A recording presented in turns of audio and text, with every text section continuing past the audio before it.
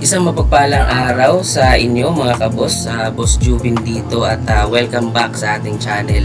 Before natin simulan, gusto ko lang sanang ibigyan ng shoutout si at Nika Palera 2617.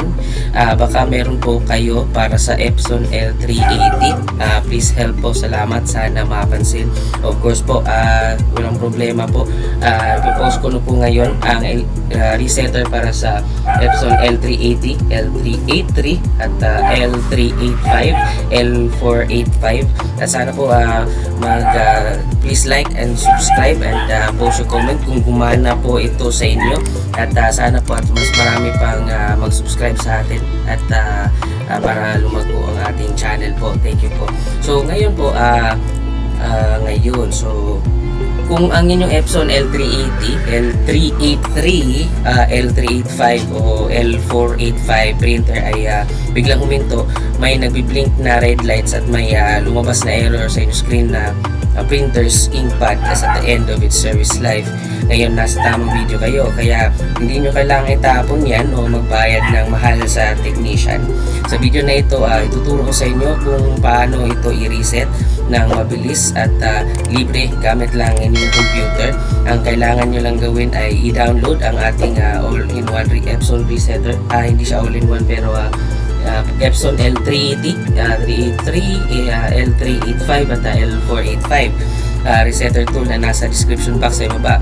Ngayon, paalala lang po ulit, kung sakaling hindi nyo makita ang link sa description, i-check nyo lang po sa ating comment section, nakapin o nasa pinakaitaas po ang link natin dyan. Ligtas po ito at 100% free download, so siguraduhin nyo lang na ang inyong printer ay nakasaksak ng direkta sa computer gamit ang USB cable at naka-on ito bago natin simulan ang pag-reset. So simulan na natin. Ngayon kung na-download na nyo ang ating Epson L380, L383, L385, L485 resetter, that's it. I-right click nyo lang. Kung wala kayong WinRAR, pwede nyo i-extract all, o kung meron kayong WinRAR, extract to Epson L380, 383, L35, L485 resetter. Ngayon, pagka na siya, sa loob nito, i-open niyo lang ito.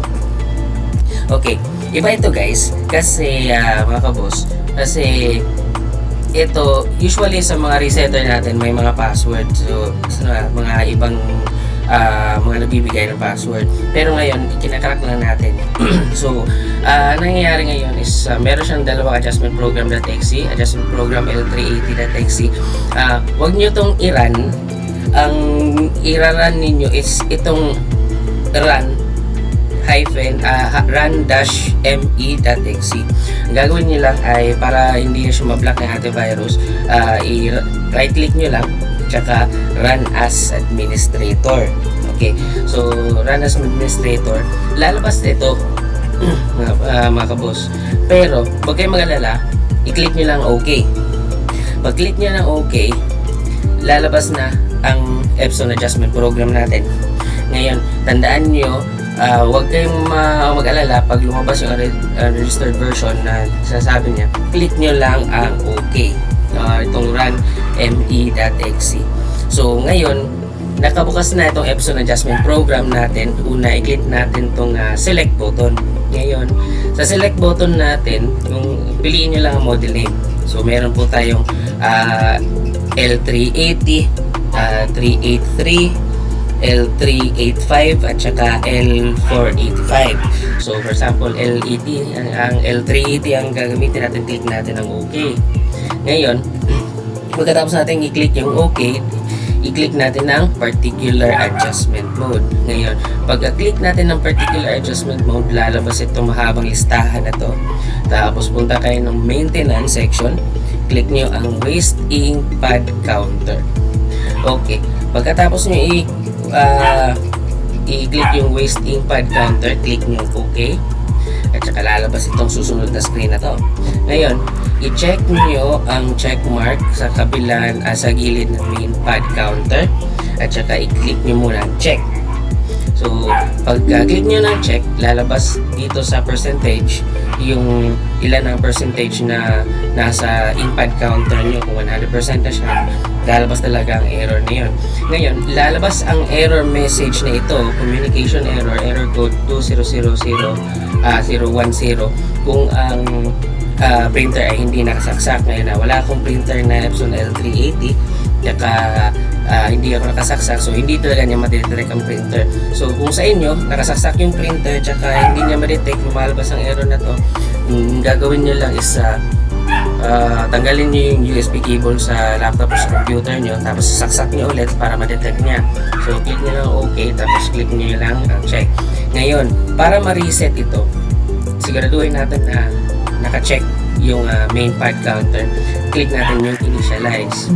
Kaya pag click natin yung initialize information, when the OK button is click, counter will be initialized, click nyo lang ang OK. So pagkatapos nyo mag-click ng OK, yun na, marireset na siya, magsasabi na siya ng you can now turn off your printer. So ayan, mabilis lang.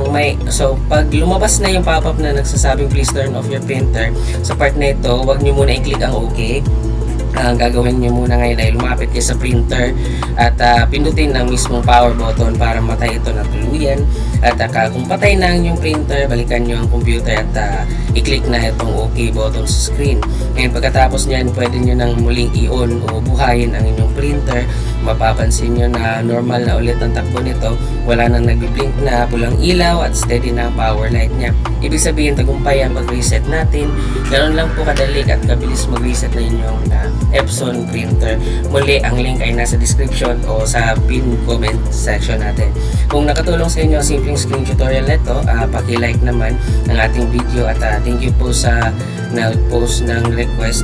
Wala pong problema kung mag-post po ng request kung anong printer nyo, pwede po namin kayong tulungan. So mag-iwan lang ng comment kung gumana rin sa inyo at mag-subscribe sa Boss Jubin channel para sa ibang madadaling tech guides at tutorials.